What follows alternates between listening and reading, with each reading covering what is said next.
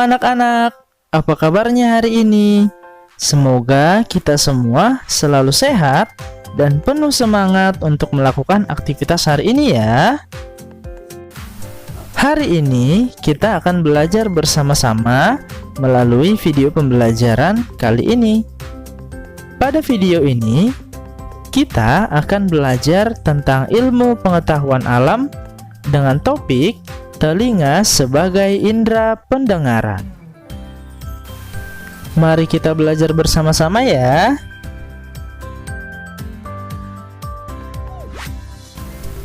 Telinga merupakan salah satu indera pada tubuh kita yang berfungsi sebagai alat pendengaran. Tentunya, pelajaran kali ini berhubungan dengan pelajaran kita sebelumnya, yaitu bunyi. Kita dapat mendengarkan berbagai macam bunyi dan suara yang ada di sekitar kita dikarenakan adanya telinga yang berfungsi sebagai indera pendengaran.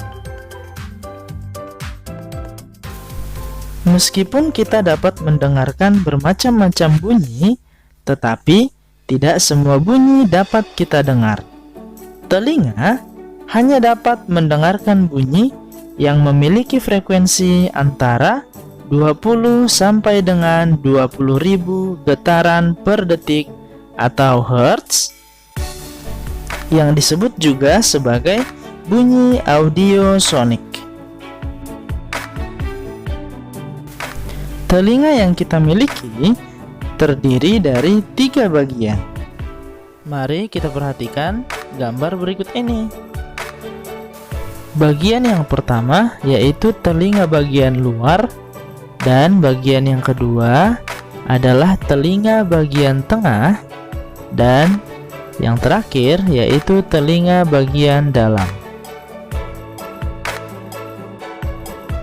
Pada telinga bagian luar, kita dapat menemukan 3 bagian, yaitu daun telinga yang berfungsi untuk mengumpulkan suara dari luar, kemudian liang telinga yang berfungsi untuk meneruskan suara ke gendang telinga, dan yang ketiga yaitu gendang telinga yang dapat menangkap getaran suara dan meneruskannya ke tulang-tulang pendengaran.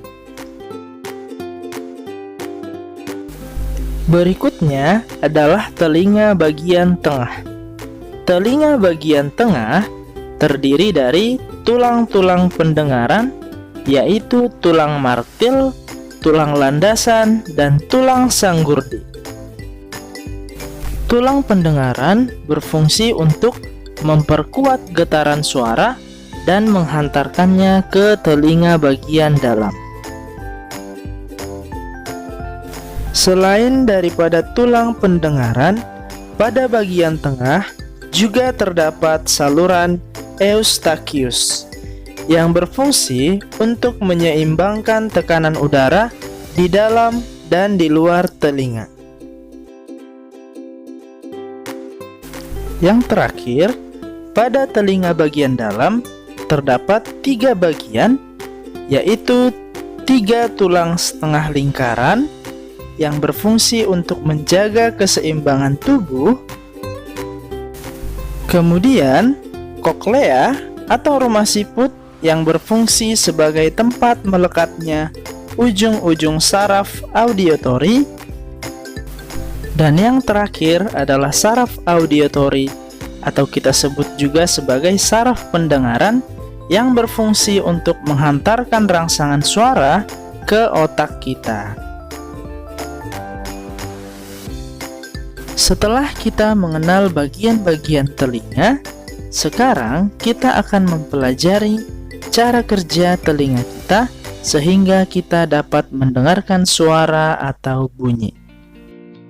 Suara yang ada di sekitar kita akan masuk ke telinga melalui udara, kemudian liang telinga akan meneruskan suara menuju bagian gendang telinga, lalu suara akan menggetarkan gendang telinga kita dan getarannya akan diteruskan menuju tulang-tulang pendengaran. Getaran suara akan diteruskan ke bagian dalam telinga dan sampai ke ujung-ujung saraf auditory.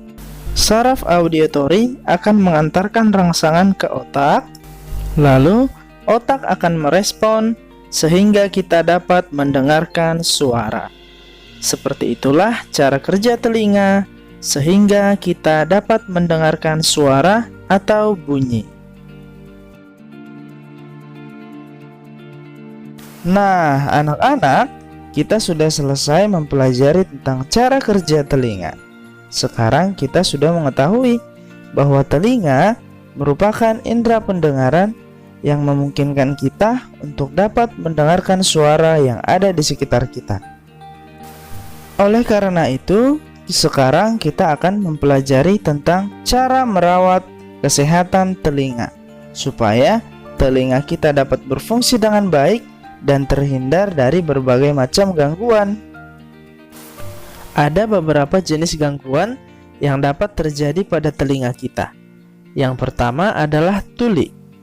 Tuli terjadi pada saat telinga kita tidak mampu untuk mendengarkan bunyi atau suara yang ada di sekitar kita.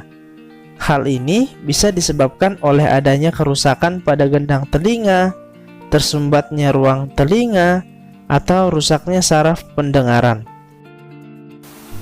Gangguan yang berikutnya adalah otitis media, atau kita biasa mengenalnya dengan sebutan congek.